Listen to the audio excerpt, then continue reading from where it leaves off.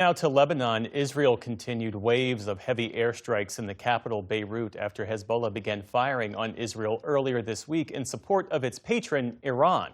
Nearly 85,000 people in the city have been displaced already, according to the government of Lebanon.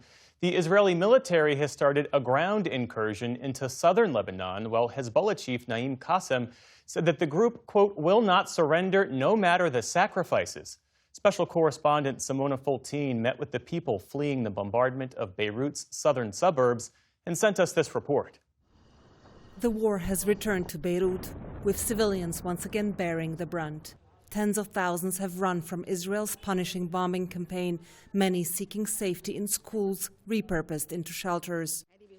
Rima Shaheen fled Beirut's southern suburbs in the middle of the night with her husband, 2 children, and her 2-year-old granddaughter, Matilda, still dressed in her pink pajamas. They left everything behind. We were bombed without any warning. It was 3 in the morning. We didn't take any clothes or anything else. We just grabbed the girl and some milk and diapers and we left. Rima supports Hezbollah's decision to re-enter the war. For more than a year, the Iran-backed group had largely complied with a ceasefire agreed in November 2024, showing restraint even as Israel committed daily violations. We respected the ceasefire for a year and a half. Israel didn't. Israel does what it wants. They attack every day as they please. Hezbollah supporters felt the situation was untenable. The situation in the south was bad, but we were also not doing well. There was no work. When your children leave the house, you worry they won't come back. Even for us in Beirut, this was not a safe way to live. Hezbollah was weakened after the last round of fighting. Much of its weaponry was destroyed in Israeli strikes or later confiscated by the Lebanese army. Many hoped it would sit this war out. But Hezbollah resumed its operations on Sunday to support Iran, claiming responsibility in videos like these for targeting military installations in Israel.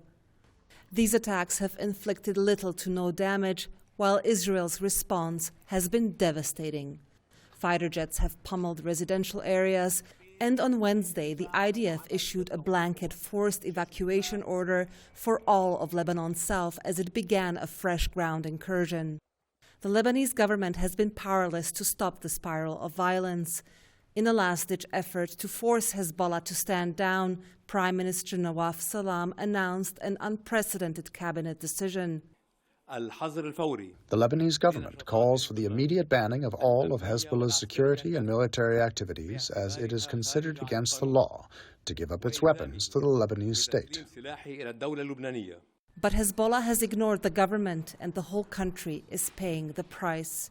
In Beirut, Israeli strikes have spread beyond Hezbollah's areas of influence. This residential apartment building was targeted in an Israeli strike on Monday evening, around the time when people were breaking their fast, and it happened without a warning. Now, this is a pretty affluent neighborhood. We're pretty close to the Mediterranean Sea, and it's not typically considered a Hezbollah stronghold. There is no military infrastructure here, although some Hezbollah members do reside here, and we can see that Hezbollah personnel have now secured the strike location. And I spoke to one of the guards here who told me that in total 6 people were killed in this strike, one of whom was a member of Hezbollah, and 5 of the victims were reportedly civilians, including children. Now, we can't independently verify that information, but what we do know is that in the wake of this attack, many civilians fled this area in fear of additional strikes. Many of the displaced are struggling to find a place to sleep. This family has been camping out in Beirut's Martyr Square for 2 nights. No roof over their heads, only blankets to shield them from the cold. Nobody is looking out for us. Nobody answers when we try to call. May God help us find a place, a school, a house. Whoever we ask doesn't have space, and we don't have the money to rent a place. Even among Hezbollah's constituents, dismay is growing, though few dare to state it explicitly. Ahmed says his family can't withstand another round of displacement.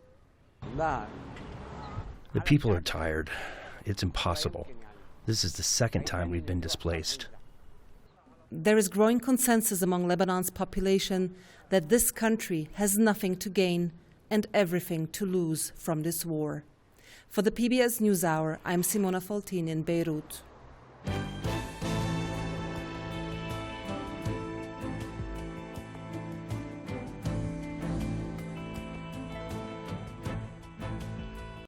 Support journalism you trust. Support PBS News. Donate now, or even better, start a monthly contribution today.